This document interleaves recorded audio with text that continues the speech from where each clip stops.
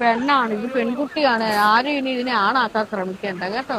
ആര് എപ്പോ ചേച്ചിക്ക് ഇതെങ്ങനെ മനസ്സിലായി ഞങ്ങളവനെ ആണാക്കാൻ ശ്രമിക്കുവാണെന്ന്? ചേച്ചിക്ക് ആളെ എത്ര വേണ്ട പരിചയമില്ലെന്ന് തോന്നുന്നു അങ്ങോട്ട്, അതുകൊണ്ടാ ചേച്ചി ഇങ്ങനെയൊക്കെ പറയുന്നത്.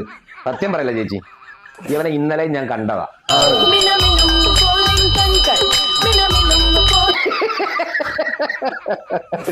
ചേച്ചിക്ക് എന്തോ സംഭവിച്ചു, അത് സത്യം.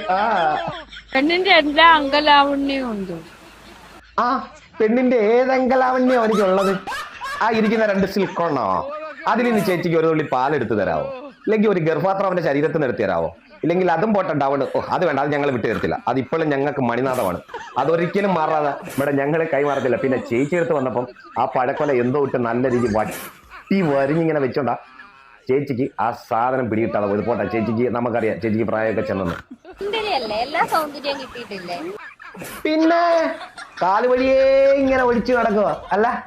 നയൻതാരക്ക് ഇപ്പൊ വേറെ പണിയൊന്നും ഇല്ലേ, ഇതിനെ മൂടും താങ്ങിക്കൊണ്ട് നടക്കുകയാണ്. എന്നാലേ വേറെ മാർഗമൊന്നും ഇല്ലല്ലോ. അപ്പൊ ഇതൊക്കെയുള്ളല്ലോ വഴി.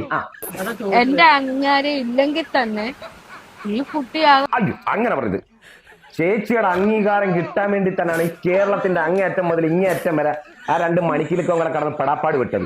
ഇതുവരെ കൊടുത്തിട്ടില്ല. അപ്പൊ ചേച്ചിയുടെ മുന്നിൽ വന്നുകൊണ്ട് ചേച്ചിയെ കൊണ്ട് ഒരു അംഗീകാരം മേടിച്ച് ഞങ്ങളുടെ മുമ്പിൽ തരാമെന്നും പറഞ്ഞുകൊണ്ട് 2 വല പഴവും 6 ആപ്പിളുമായിട്ട് വന്നിട്ട് മുസ്ലിയാരെ കണ്ട ഒരു മുട്ടയും കൊണ്ട് ചേച്ചിയുടെ മുമ്പിൽ വന്നത്. എന്റെ പൊന്നി ചേച്ചി, ആളെ അത്ര അങ്ങോട്ട് വേണ്ട, പരിചയം ഇല്ല. അതാണ് സംഭവിച്ചതാ. കിടന്ന് അല്ല അല്ല അല്ല അല്ല എന്ന് നമ്മുടെ തൊണ്ടയിട്ട് വലിച്ചു കീറാവുന്നതേ ഉള്ളൂ. അത് പോയിന്റ് ചേച്ചി പറഞ്ഞ. ഇനി എത്ര ചേച്ചി പറഞ്ഞാലും അവൻ പറഞ്ഞാലും ഞങ്ങൾ അല്ലെന്നേ പറയത്തുള്ളൂ. കാരണം അവൻ ഇപ്പോഴും അസിലൊരാണാണ്.